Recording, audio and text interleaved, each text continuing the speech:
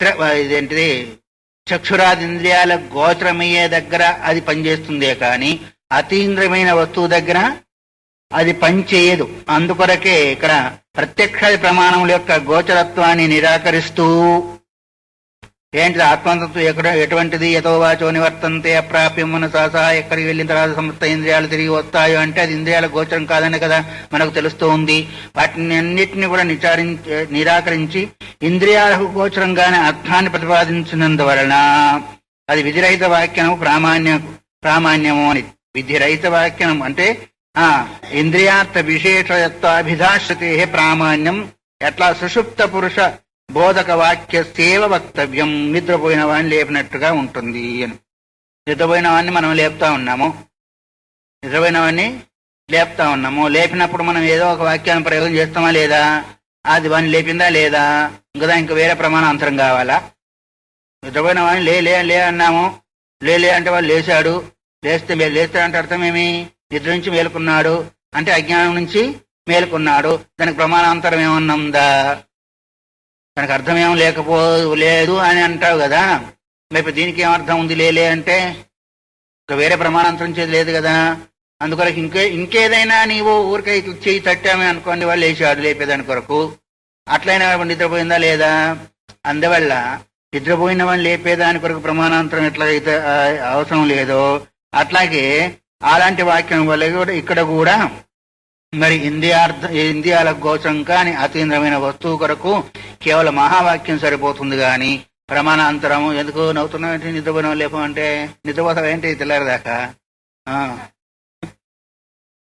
ప్రమాణం ఏంటంటే అదంతేను. ఎందుకు అంటే ఒక వాక్యం చేతి ఎక్కడైతే పని పూర్తి అవుతుందో రెండో వాక్యంతో అక్కడ అవసరం లేదు. ఒక ప్రమాణంతో ఎక్కడైతే పని పూర్తి అవుతుందో రెండు ప్రమాణం చేత నదీ తీరంలో పనులు ఉన్నాయి అన్నప్పుడు అక్కడికి వెళ్ళి చూడడం సరే అయిపోయింది.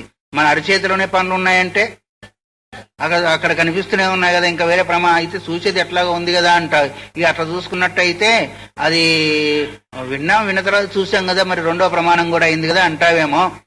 అన్నప్పటికీ అక్కడ ఏంటిది ఇంద్రియ గోచరత్వం ఉంది కాబట్టి అక్కడ అవసరం అయితే కావచ్చు గాక, కానీ ఇది అతీంద్రియమైన విషయం కాబట్టి ప్రమాణాంతరానికి సంబంధం లేదు.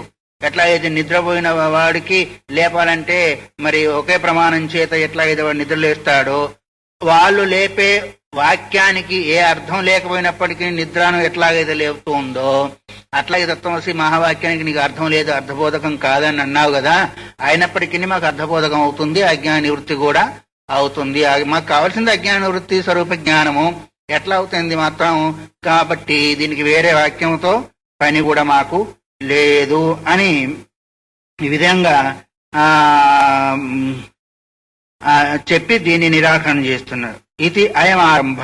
అందువల్లనే ఈ విషయాన్ని చెప్పేదాని కొరకే గ్రంథాన్ని ఆరంభం చేస్తున్నాము. అంటే ఇక్కడి నుంచి మళ్ళీ వేరే ఒక పద్ధతిలో అంటే ఈ విషయాన్ని ఇంకా క్షుణ్ణంగా ప్రతిపాదించేదాని కొరకు, అంటే మహావాక్యానికి వేరే ప్రమాణాంతరం అవసరము లేదు అనే విషయాన్ని ఇంకా క్షుణ్ణంగా ప్రతిపాదించేదానికి నిత్యాగవతి రూపత్వాతు. ఆత్మీయ స్వరూపం ఏంటిది? నిత్య అవగతి రూపం. అంటే నిత్యం కూడా ఏంటిది అవగతి అంటే సాక్షాత్కార రూపంలో ఉన్నందువల్ల, అనుభవానికి వచ్చినందువల్ల నిత్యానుభవంలో ఉంది. ఆత్మీయ స్వరూపం ఎటువంటిది? నిత్యానుభవం అయి ఉంది. అది ఎప్పుడు కూడా అహం అహం అహం అనే భావన చేత నిత్యావగతి రూపత్వాత్ అన్యమాన అనపేక్షత్వాత్. వేరే ప్రమాణానికి అపేక్ష కూడా లేదు. నేను నేను నేను అనే దగ్గర అనుభవం ఉంది, ఇంకో వేరే ప్రమాణం కావాలా ఏంటి? అక్కడ నేను ఉన్నా లేదా తెలుసుకునేదానికి ఒక దీపం కావాలా? లేదు ఇంకెవరైనా పక్క వాళ్ళు వచ్చి ఏమండి నేను ఉన్నా లేదా అంటే పక్క వాళ్ళని అడుగుతారా? తెలుసుకుంటారా? తెలుసుకోరు. ఎందుకంటే అడుగుతారనుకోండి పిచ్చోళ్ళను. అన్యమాన అనపేక్షత్వాది, వేరే ప్రమాణానికి దానికి అవసరం లేదు. ఎందుకంటే నిత్యానుభవంలో ఉన్న వస్తువుకి వేరే ప్రమాణం కూడా అవసరము లేదు. చీకట్లో కూడా నేనున్నా అనుకుంటాడా? వేరే వస్తువు గురించి ప్రమాణాంతరం చేత తెలియబడేది. ఇప్పుడు శబ్దాన్ని బట్టి మనం ఒక వస్తువుని తెలుసుకున్నాం, ఫలానా వస్తువు పడ్డట్టుంది అని ఫలానా వ్యక్తి వచ్చారనుకుని, అక్కడ కూడా మనకి ఏమవుతుంది? ఆ వ్యక్తిని గ్రహించాం. తర్వాత మరి చీకట్లో ఒక వస్తువు ఉంది అంటే దానికి ఇంకా వెలుతురు కావాలా? కానీ తను తాను తెలుసుకునేదానికి చీకట్లో కూడా నేను ఉన్నాను లేదని ఒక సందేహం కలుగుతుందా? కలగదు. అందుకొరకే ఇదేమో నిత్య అనుభవం రూపంలో ఉంది, వేరే ప్రమాణానితో సంబంధం లేకుండా ఉంది. శబ్దాది గుణహీనత్వాతు, శబ్దాది గుణహీనత్వాతు, శబ్ద స్పర్శ రూపరసగంధాదులనే గుణాలు కూడా లేవు. సంశయ అనవతారత, సంశయం కూడా అక్కడ లేదు. ఎన్ని ఉన్నాయో చూడు. అందువల్ల ప్రమాణాంతరం లేకుండా ఉంది, శబ్దం మొదలైన గుణం లేకుండా ఉంది, సంశయం కూడా లేకుండా ఉంది, సర్వాంతరమై ప్రత్యేగాత్మ స్వరూపం ఉన్నందువల్ల. అందుకొరకే తృష్ణానిష్ఠీవనైర్నాన నా ఆత్మ ప్రత్యక్షాదే ప్రమీయతే అన్నారు. సంశయం లేకుండా ఉన్నదై సర్వాంతరమై ప్రత్యేగాత్మ స్వరూపం ఉన్నందువల్ల, తర్వాత వ్యవధానం కూడా లేకుండా ఉన్నందువల్ల అనుమాన ప్రమాణం చేత కూడా అది గోచరింపబడకుండా మరి ఆశ చేత ప్రవర్తిస్తున్న ప్రత్యక్షాది ప్రమాణం చేత చిదాత్మ బోధపడదు. ఎందుకంటే ప్రమాణాంతరం కావాలన్నాడు కదా. ఆత్మ యొక్క స్వరూపం ఏంటిది? నిత్యమై ఉంది, జ్ఞాన స్వరూపంగా కలిగి ఉంది, ప్రమాణాంతరం అవసరం లేదు, శబ్దం మొదలగు విషయాలు లేకుండా ఉంది, సంశయం లేకుండా ఉంది, ఏది అడ్డం లేకుండా ఉంది. ఇప్పుడు లోకములో ఉన్న వస్తువును మనం గుర్తించాలి అంటే అతి దూరత్వాదు సామీప్యాదు, అది దూరంగా ఉండకూడదు, అతి దగ్గరగా ఉండకూడదు, వ్యవధానం ఉండకూడదు, అజ్ఞానం ఉండకూడదు, చక్షురాది ఇంద్రియాలు బాగా ఉండాలా. అప్పుడు గాని దాని యొక్క జ్ఞానము ఎన్ని లెక్క పెట్టావా? అన్ని ఉంటే గాని నీకు ఇది అవుతుంది. అదేమో దూరం లేదు, దగ్గరే ఉంది, నిత్య బోధకత్వం ఉంది, అడ్డు ఏమీ లేదు. తర్వాతనేమో చక్షురాది ఇంద్రియాల యొక్క అవసరం లేదు, అనుమాన ప్రమాణం అసలే పనికిరాదు అక్కడ. రెండవది శబ్దాది విషయాలు గోచరించినందువలన మరి అందువలన ఈ ప్రత్యక్షాది ప్రమాణాలు దేనివల్ల ప్రవర్తిస్తున్నాయంటే ఆశ చేత. అంటే దీనివల్ల నాకు ఒక సుఖం వస్తుందనే ఒక సంకల్పాలు ఉన్నందువల్లనే ప్రత్యక్షాది ప్రమాణములు ప్రవర్తిస్తున్నాయి. మరి అది ఆశారహితమైంది. అందువల్ల దానికి వేరే ప్రత్యక్షాది ప్రమాణాల చేత చిదాత్మ బోధపడదు. అంటే అది ప్రామాణ్య అప్రమేయమన్నారు. అందుకొరకే వేరే ప్రమాణానికి గోచరింపబడదు కాబట్టి అప్రమాణము అన్నారు. అందువల్ల ఆత్మతత్వము తాను కలదా లేదా అనే సంశయం మనకు కలగదు కాబట్టి సర్వదా సర్వకాల సర్వావస్థని ఉన్నానని అనుకుంటున్నాను కాబట్టి వేరే ప్రత్యక్ష ప్రమాణాలకు గోచరింపదు. ఇంకా అనుమాన ప్రమాణం అంటావా? చాలా దూరం. అనుమాన ప్రమాణము శృతిరపి ఇమమర్థం నిర్వదతి. శృతి కూడా ఇప్పుడు చెప్పిన అర్థాన్ని నిర్వదతి అంటే నిస్సంశయంగా చెప్తూ ఉంది. దానిలో ఏమాత్రం కూడా సందేహము లేకుండా ఇగో ఇప్పుడు చెప్పిన అర్థాన్ని గోచరింపజేస్తుంది. ఏంటిది అంటే దిదృక్షిత పరిచ్ఛిన్న పరాగ్రోపాది సంశ్రయాత్ విపరీతమతో దృష్ట్యా స్వతో బుద్ధం న పశ్యతి అన్నారు. దిదృక్షిత పరిచ్ఛిత పరాగ్రూపాది దృశ్యము, దిదృక్షితం అంటే ఏంటి? దృశ్యము, పరిచ్ఛిన్నము, తర్వాత పరాగ్భూతమైంది అంటే ప్రత్యేక రూపం కాకుండా పరాగ్భూతం అంటే తనకంటే భిన్న రూపంలో ఉంది. తద రూపరసగంధాది గుణాలను ఆశ్రయించుకొని ఉంది. ఈ విషయాల కంటే కూడా ఈ అన్నిటికంటే కూడా విలక్షణమై ఉంది ఆత్మ. అందువల్ల స్వయం ప్రకాశమైన ఆత్మను ఏ ప్రమాణం చేత కూడా చూడడని శృతి కూడా చెప్తుంది. ప్రపంచం ఎట్లా ఉంది అంటే దృశ్యము, పరిచ్ఛిన్నము, పరాగ్భూతము, సమస్త గుణాల చేత ఆశ్రయింపబడినందువల్ల అప్పుడు ఈ ప్రత్యక్షాది ప్రమాణాలకు అవసరం ఉంది. ఇవన్నిటికి విలక్షణమై ఏది లేకుండా ఉండే ప్రత్యేగాత్మ సంబంధంలో మాత్రము ప్రమాణాలతో పని లేదు. పరాగ్రూపమైన ప్రపంచానికి సంబంధించినవి కానీ ఈ ఇంద్రియ వృత్తులు ప్రత్యేగాత్మ రూపమైన ఆత్మకు అవి ఆ వృత్తి సంబంధించవు అని వేదం కూడా చెప్తూ ఉంది. అంతేకాకుండా న్యాయ సిద్ధమతో భక్తి దృష్టే ద్రష్టారమాత్మన న పశ్యేత్ ప్రత్యేగాత్మానం ప్రమాణం శృతిరాదరాతు. ప్రమాణభూతమైన శృతి దృష్టికి కూడా తనకు తాను ద్రష్టగా ఉన్న న్యాయసిద్ధమతో భక్తి అంటే ఎలా ఉందో అలాగా ప్రమాణభూతంగా శృతి భక్తి శృతి చెప్తుంది. ఏమని? దృష్టే ద్రష్టారమాత్మన నా దృష్టే ద్రష్టారం పశ్యేతు ఇత్యాది. దృష్టి చూసేవాడు చూసే దృష్టి ఏదైతే ఉందో ద్రష్టాను చూడగలుగుతుందా? ఓ టార్చి చేత వస్తువులను మనం చూస్తూ ఉన్నాము, మళ్ళీ ఆ ప్రకాశం టార్చ్ని చూడగలుగుతుందా? చూడగలుగు. పరమాత్మ యొక్క ప్రకాశం చేతనే సమత్వం ప్రకాశిస్తున్నప్పుడు మళ్ళీ ఆ దృష్టి అనేది ద్రష్టను చూసే అవకాశము లేదు. అందువలనే నా పశ్యేత్ ప్రత్యేగాత్మానం ప్రమాణం శృతిరాదరాత్. అలాంటి ప్రత్యేగాత్మను ప్రమాణం అనేది మళ్ళీ చూడలేదు. అందుకొరకే నీల పీతాది వస్తువులంతా కూడా చూస్తున్న ఆత్మ చూస్తూనే ఉంటుంటుంది గాని చూడబడే వస్తువులు మళ్ళీ ఈ ఆత్మను చూడలేవు. ఎందుకంటే అవంతా కూడా జడము, అవంతా కూడా జడము. ఇది ద్రష్ట, అది దృశ్యము. అందువల్ల చూసేవాణ్ణి ఇంకా ఏం చూస్తుంది? చూసేవాణ్ణి అన్ని చూడబడేటి అయిపోయాయి. అన్ని దృశ్యాలే దృక్కు కాదు కదా, చైతన్యం ఒకటే దృక్కు. అందువల్ల విజ్ఞాతారం అరే కేన విజానీయాతు. అరే మైత్రేయి, విజ్ఞాతారం తెలుసుకునేవాడిని దేంతో తెలుసుకుంటాము అంటే దాంతో తెలుసుకునేవా ఇంకా వేరే ప్రమాణవంతరము లేనే లేదు. అందువల్ల అనుమాన విషయత్వే అన్యదపి కారణముచ్యతే. అనుమానానికి కూడా అది విషయము కాదు, దానికి వేరే కారణం కూడా చెప్తున్నారు. ఎందుకు అనుమానానికి విషయం కాదో ఆ విషయాన్ని కూడా ఇప్పుడు ప్రతిపాదన చేస్తున్నాడు. ఎందుకంటే ప్రత్యక్షాదులకే అది ఇంకా దూరం అయినప్పుడు ప్రత్యక్షాన్ని ఆధారంగా చేసుకుని కదా అనుమాన ప్రమాణం ప్రవర్తిస్తుంది. ప్రత్యక్ష ప్రమాణం ఏంటిది? ప్రత్యక్షస్య పరాత్వాన్న సంబంధ గ్రహణం యతః ఆత్మనో అతో అనిమిత్యాస్యో అనుభవో న కథంచన. ప్రత్యక్ష ప్రమాణాన్ని ప్రాగ్వస్తు విషయమై ఉన్నందువల్ల అనుమానం దేనిపైన ఆధారపడింది? ప్రత్యక్షం పైన, అంటే లింగం పైన. ధూమము నీ చూస్తే గాని ఆ అగ్నిని నువ్వు అనుమానం చేస్తావు. అంటే అనుమానం చేసేదాని కొరకు మొదలు ప్రత్యక్షం కారణమైందా లేదా? ప్రత్యక్ష ప్రమాణం లేకపోతే నీకు అక్కడ అనుమానం అనేది సిద్ధించదు. అప్పటికి కూడా లింగం అనేది నీకు గోచరమై ఉండాలి. లింగం అంటే అర్థమేమి? హేతువు. హేతువును పొగ ఉన్నంత మాత్రం చేత అగ్ని ఉన్నది ఎవరు తెలుసుకుంటారు? చిన్నపిల్ల ఇంత పసిపాప తెలుసుకుంటాడా? అది ఎప్పుడు తెలుసుకుంటావు? దానికి అన్వయ వ్యతిరేకాల చేత పొగ అగ్ని ఉంటే పొగ ఉంది, అగ్ని లేకపోతే పొగ లేదు అనేది ఎక్కడ చూసావు? మహానసాదవు మీ ఇంట్లో చూసావు, వంటశాలలో. వాడేవాడు వంట చేస్తామంటే పైన పొగలుతుంది, ఏం పొగలుతుందని చూసేవాడు ఇంట్లో పోయే వంట చేస్తున్నారు. ఓహో, ఎక్కడెక్కడ అగ్ని ఉంటుందో, ఎక్కడెక్కడ పొగ ఉంటుందో అక్కడక్కడ అగ్ని ఉంటుంది. ఎక్కడెక్కడ అగ్ని ఉంటుందో అక్కడక్కడ పొగ కాదు, ఎక్కడెక్కడ పొగ ఉంటుందో అక్కడక్కడ అగ్ని. ఎందుకంటే పొగ లేకుండా కూడా అగ్ని ఉంటుందా ఉండదా?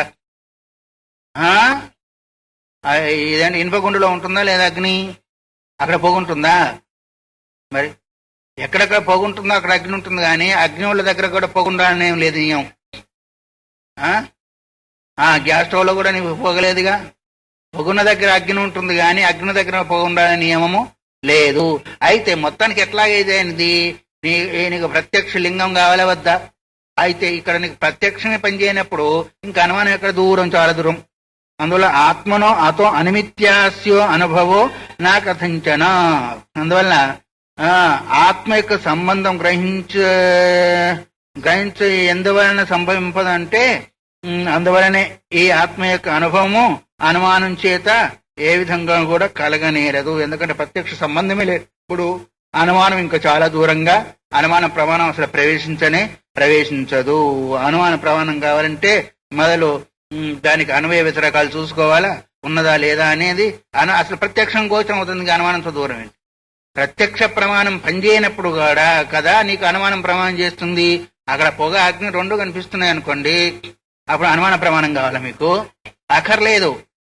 అందువల్ల ఇక్కడ ఆత్మ వాస్తవికంగా సాక్షాత్ అనుభవానికి వస్తూ ఉంటే, నిత్యానుభవానికి వస్తూ ఉంటే ఇంకా అనుమానం చేత అనుమాన ప్రమాణానికి పని లేదు, ఉండదు కూడా. కాబట్టి ఈ విధంగా రకరకాల యుక్తుల చేత ప్రమాణాంతర గోచరమే మహావాక్యము, ప్రమాణాంతరం లేకుండా మహావాక్యం జ్ఞానం కలుగ చేయదు అని ఇప్పుడు ప్రశ్న వేశాడు కదా పూర్వపక్షి. దాన్ని సంపూర్ణంగా మరి ఉపసంహారం చేస్తున్నాడు. నువ్వు చెప్పింది ఏదైతే ఉందో అది సమంజసమైంది కాదు, ప్రమాణాంతరంతో పని లేదు, కేవలం మహావాక్యమే జ్ఞానాన్ని కలుగజేస్తుందని చెప్తూ ఏవమయం ప్రమాణ ప్రమేయ వ్యవహార సర్వ ఏవ పరాచీన విషయేవ న ప్రతీచీనం ఆత్మానం అవగాహయితం అన్నాడు. ఏవం అంటే ఈ రకంగా ఏ ఏ యుక్తుల ద్వారా చెప్పామో అదంతా కూడా ఏం వ్యవహారము? పరమాత్మ అంటే ప్రమాత, ప్రమాణ, ప్రమేయము, మూడు కదా త్రిపుటి. తెలుసుకునేవాడు, తెలివి, తెలియబడే వస్తువు వ్యవహార సర్వ ఏవ పరాచీన విషయ. పరాక్ విషయాలే కాని ప్రత్యేగాత్మ విషయంలో కాదు. పరాక్ విషయం అంటే అర్థం మేము దృశ్య ప్రపంచ విషయంలోనే అన్వయిస్తాయి కాని ప్రతీచీనమాత్మానం నా అవగమయతి. ప్రతీచీనం అంటే ప్రత్యేగాత్మ రూపంలో ఉన్న ఆత్మను మాత్రము అవి గుర్తు చేయలేవు, లేదా వాటి ద్వారా ఆత్మ యొక్క జ్ఞానము కలగదు. ప్రమాణ ప్రమేయ వ్యవహారం అంతా కూడా దృశ్య ప్రపంచానికి సంబంధించిందే కాని ప్రత్యేగాత్మ సంబంధించిన విషయము అది కాదు త్రిపుడి అనేది. అందువల్ల ఏవంచ సత్యేనైవ యథోక్తో అర్థో అవసాతం శక్యత ఇత్యాహ. అందువల్లనే దేని చేత ఇదివరకు చెప్పిన అర్థమంతా కూడా నిశ్చయించేదానికి శక్యమై ఉంది అని. యథోక్త అర్థో అవసాతం అంటే నిశ్చయించేదానికి, అవసాతం అంటే నిశ్చయించేదానికి లేదు సంపూర్తి చేసేదానికి అనే అర్థం కూడా వస్తుంది, శక్యతే. అందువల్ల ఇప్పుడు చెప్పిన మరి విషయాల ద్వారా యుక్తుల ద్వారా ప్రమాణ ప్రమేయ వ్యవహారం అంతా కూడా దృశ్య ప్రపంచానికి సంబంధించింది అని చెప్పబడింది. ప్రమాణ వ్యవహారోయం తరైవ పరాగ్యత సువిచార్య అపి అతో అనేన యుష్మద్యేవ దిదృక్షతే. ఈ ప్రమాణం యొక్క వ్యవహారం ప్రవృత్తి అంతా కూడా చక్కగా విచారించి సర్వైవ పరాగ్యత ప్రమాణ వ్యవహారోయం, ప్రమాణ ప్రమేయ వ్యవహారం అంతా కూడా దేనికి సంబంధించి సువిచార్య అంటే బాగా విచారించి. సువిచార్య అంటే ఆ మూడింటిని దేని యందు ప్రవర్తింపజేస్తాయి అనేది బాగా విచారించిన వాడై అనేన యుష్మద్ది ఏవ దిదృక్షతే. దీనివల్ల అంటే పరాగ్ విషయమైన ఆ విషయం వల్లనే విషయాలు ఎందే ప్రవర్తిస్తుంది కానీ యుష్మదర్థం అంటే అర్థమేమి? అనాత్మ పదార్థాలు అంటే త్వం పదార్థం కదా యుష్మదర్థం అంటే. ఇది అనేది బోధించేదంతా కూడా ఏంటిది? ఈ అనేది ప్రపంచాన్ని బోధిస్తుంది. ఈ బాగా విచారించినట్టయితే ఈ ప్రమాణ వ్యవహారం అంతా అనాత్మ పదార్థాలు ఎందే ప్రవర్తిస్తుంది గాని ఆత్మయందు చూడబడము లేదు. పదార్థం అంతా కూడా తను తాను చూసేదానికి ప్రమాణాలతో కన్ను మూసుకున్నప్పటికీ తన తానకు అనుభవానికి వస్తుంది. ఇంద్రియాలు ఏ ఇంద్రియాలు పనిచేయనప్పటికీ తనకు మాత్రం అనుభవం వస్తూనే ఉంటుంది. కానీ యుష్మదర్థం అంటే అనాత్మ వస్తువును అవగాహన చేసుకోవాలంటే మాత్రము ఈ మూడింటి యొక్క వ్యవహారము తప్పనిసరిగా ఉండాలా. ఏ ఒక్కటి లేకపోయినా యుష్మదర్థ గోచరమైన ప్రపంచానికి తనకు సంబంధం లేకుండా దాని యొక్క జ్ఞానమే కలగదు. అందుకొరకు సువిచార్య బాగా విచారించినప్పటికీ అనాత్మ పదార్థమంది అది ప్రవర్తిస్తుంది గాని ఆత్మ పదార్థమందు ఆత్మ వస్తువునందు అది చూడబడదు అని. తర్వాత యస్మాల్లౌకిక ప్రత్యక్షాది ప్రమాణానధిగమ్యోరుహం బ్రహ్మాస్మీతి వాక్యార్థం తస్మాతో. ఎందువల్ల అహం బ్రహ్మాస్మి అనే వాక్యార్థము లోకసిద్ధమైన ప్రత్యక్ష ప్రమాణాల చేత తెలియబడకుండా ఉందో, అహం బ్రహ్మాస్మి అనేది లోక ప్రసిద్ధమైన ప్రత్యక్షాది ప్రమాణాలు ప్రత్యక్షం అనుమానం ఉపమానము శబ్దము వగైరా వగైరా ఏదైతే ఉన్నాయో ఆ ప్రమాణాల ద్వారా అహం బ్రహ్మాస్మి అనే మహావాక్యం ద్వారా ఏ తత్వం అయితే గోచరింపబడుతుందో ఆ తత్వం గోచరింపబడేది కాదు అని.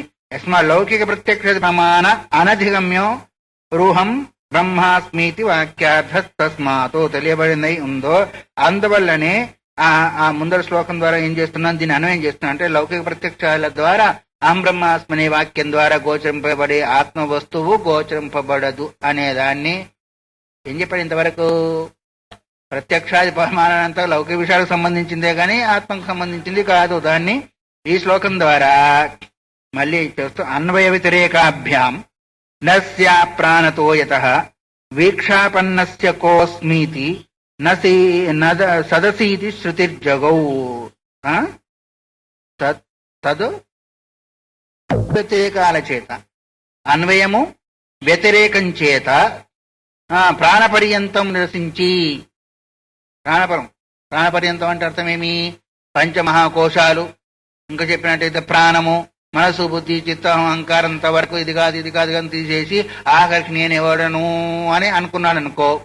అప్పుడేమనుకుంటాడు అంటే వీక్షాపన్నస్య చూస్తూ దాన్ని పొందిన వాడికి కోస్మీతి నేనెవ్వడును అని ఈ సందేహం కలిగినప్పుడు తదసీతి ఆ బ్రహ్మమై ఉన్నావు అని శృతి చెప్పి విచారించి విచారించి విచారించి చిట్టు చివరికి పోయి ప్రాణం దగ్గరకు కూడా పోయి అది కూడా కాదనుకున్నప్పుడు ఇవి నేనుంటే వీటికి ఆస్కారం ఉంది, నేను లేకపోతే వీటికి ఆస్కారము లేదు, చైతన్యం ఉంటేనే చైతన్యం ద్వారా ఇవి అన్వయ వ్యతిరేకం అంటే ఏంటిది? అది తత్సత్తే తత్సత్వం, అన్వయం తదభావి తదభావ వ్యతిరేకము.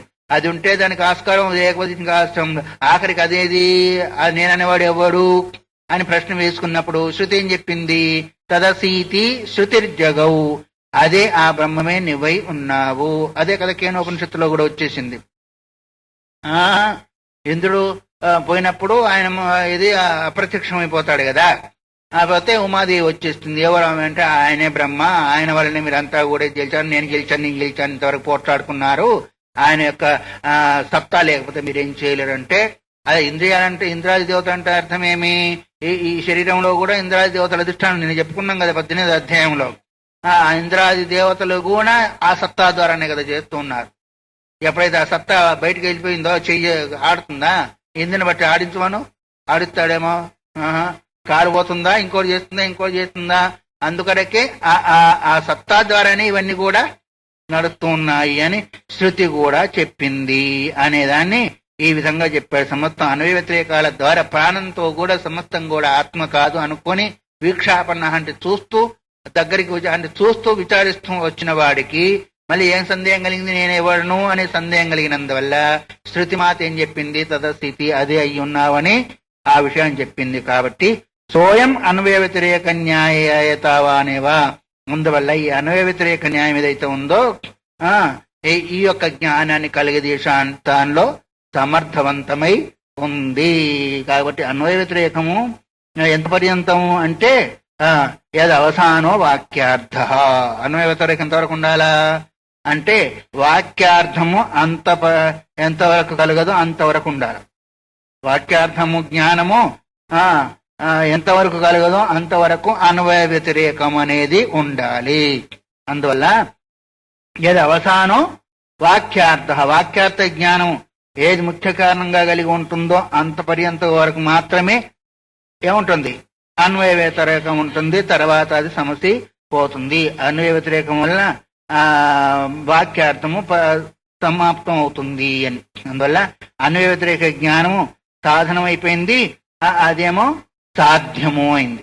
అన్వయ వ్యతిరేక జ్ఞానము సాధనము, మహావాక్యార్థమేమో సాధ్యము. కావున అన్వయ వ్యతిరేకములు పదార్థ నిశ్చయాన్ని కలుగు వరకు ప్రవర్తిస్తాయి. పదార్థ నిత్యం అది అయ్యి ఉన్నావు అని, అదే ఉన్నాను అని పదార్థ నిశ్చయం అయ్యేంత వరకు అన్వయ వ్యతిరేకాలు సాధన రూపంగా సహకరిస్తాయి. అన్వయ వ్యతిరేకాలు లేకుండా ఏంటిది తెలియబడదు. అన్వయ వ్యతిరేకము సామానాధికరణ్యము, విశేష విశేషభావము, లక్షణ భావం ద్వారా విచారించగా ఆ మహావాక్యం యొక్క అర్థము బోధపడుతుంది. అప్పుడు గాని పరవశిస్తుంది. ఆ తర్వాత మళ్ళీ లేదు కదా. ఇంకా ఎప్పుడైతే పదార్థ అవగాహన అయిందో అది సమాప్తం అయిపోయాయి. అక్కడి వరకే కదా. మనం ఎక్కడి వరకు మనం సాధనం తీసుకుని వెళ్తాము, ఆశ్రమం వచ్చే వరకు స్కూటర్ గిటో తీసుకుని వస్తాం, అక్కడ వచ్చిన తర్వాత పక్క పెట్టేస్తాము, హాయిగా ఉంటాం. అట్లాగే ఈ అన్వయ వ్యతిరేక వ్యవహారం అంత వరకు వాక్యార్థ జ్ఞానం కలిగేంత వరకు ఆ తర్వాత వీటితో పని లేదు, అవి అయిపోతాయి. అందువల్ల తదభిజ్ఞస్య అహం బ్రహ్మాస్మి ఆవిర్భవతి, తదభిజ్ఞస్య అహం బ్రహ్మాసి ఆవిర్భవతి. దాన్ని ఎవరైతే తెలుసుకుంటాడో ఎవరు వారికి అహం బ్రహ్మాస్మి అనే జ్ఞానము ఆవిర్భవిస్తుంది. అలా లేకుండా అహం బ్రహ్మాస్మి అనే జ్ఞానము ఆవిర్భవించే అవకాశము అహం బ్రహ్మాస్మి అహం బ్రహ్మాస్మి అహం బ్రహ్మాస్మి అహం బ్రహ్మాస్మి అహం బ్రహ్మాస్మి అహం బ్రహ్మాస్మి నువ్వు ఎన్ని మాలలు జపం చేసినా గోవిందాయ నమః జ్ఞానం కలిగేది లేదు. చెప్పండి. ఇప్పుడు అందుకరకే నేను ఒకసారి అడిగాను, ఎవరు రామకృష్ణ స్వామి వారిని అడిగాను, ఏం సార్ మహావాక్యాలు జపయోగ్యమా విచారయోగ్యమా అందరికి చెప్పవచ్చునా అంటే, ఏం వ్యాసాస్వాములు చెప్తున్నారు, మనం చెప్పకపోతే మళ్ళీ బాధపడతారు, అందుకు నేను చెప్తున్నా అన్నారు. విద్యాస్వామి వారు మళ్ళీ ఒకసారి అడిగాడు, ఏం చెప్పాలి వీళ్ళు వద్దంటే ఊరుకోరు, పీడ పోనీలే అని చెప్పేస్తుంటామని ఆయన అన్నాడు. ఇంకా ఎందుకంటే యోగ్యత ఇప్పుడు ఎంతవరకు ఎవరికి యోగ్యత ఉంది? అన్వయ వ్యతిరేకం అంటే ఏమో తెలియదు, విశేషభావం ఏంటో తెలియదు, లక్షణ భావం తెలియదు. ఇవన్నీ తెలియకుండా మహావాక్యాలు ఏదో పెద్ద మెట్టెక్కినవని వీళ్ళంతా బోధిస్తా ఉంటే ఎక్కడున్నట్టు వీళ్ళంతా ఎంత అజ్ఞానంలో ఉన్నట్టు.